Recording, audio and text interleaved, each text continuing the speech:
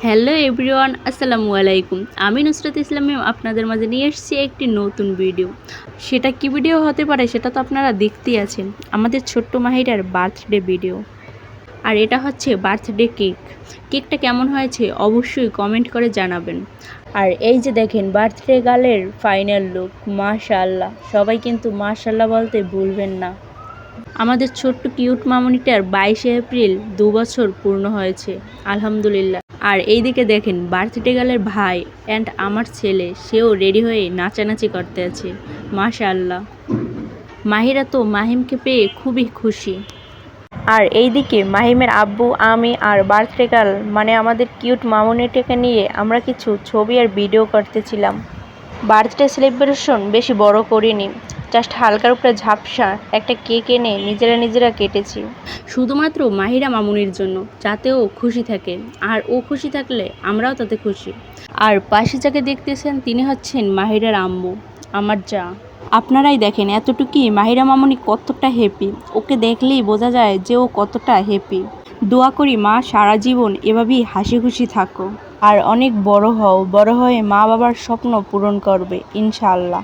আর হ্যাঁ, বড় হয়ে এই চাচিমাকে ভুলে যেও না, তোমার চাচিমা তোমাকে অনেক ভালোবাসে।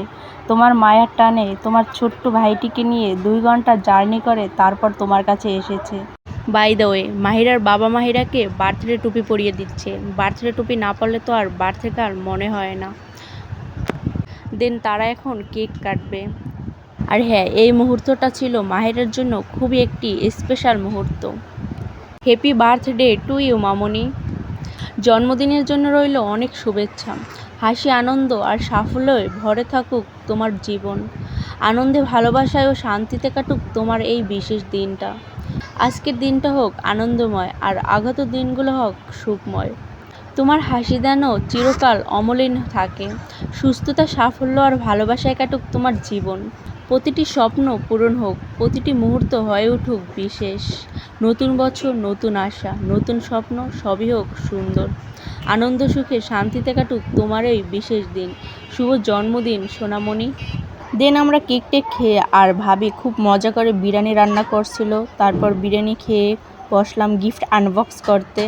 আর ভাবির হাতে যে গিফটটা ছিল ওইটা দিয়েছিলাম আমি। দেখুন আমি কি গিফট দিয়েছি আর কেমন হয়েছে সবাই অবশ্যই কমেন্ট করতে ভুলবেন না। গিফট প্যাকেট করছিলাম আমার সেলাই মেশিনের কার্টুনে, আসলে বড় কোনো কার্টুন পাচ্ছিলাম না, তাই আমার সেলাই মেশিনের কার্টুনে গিফট প্যাকেট করেছি। ফাইনালি আমার গিফটটা বের করেছি, কেমন হয়েছে অবশ্যই কমেন্ট করে জানাবেন। একটা পুতুলকে আরেকটা পুতুল গিফট করেছি, ভাবি তো খুবই খুশি গিফটটা পেয়ে। আর মাহিরা তো পুতুলকে জাগাতেই পারতেছে না, কারণ ওর চেয়ে পুতুল বড়। আজকের ভিডিওটা এই পর্যন্তই, কেমন হয়েছে অবশ্যই কমেন্ট করে জানাবেন। সবাই ভালো থাকবেন, সুস্থ থাকবেন, আর আমাদের জন্য দোয়া করবেন। টাটা, বাই বাই, আল্লাহ হাফেজ।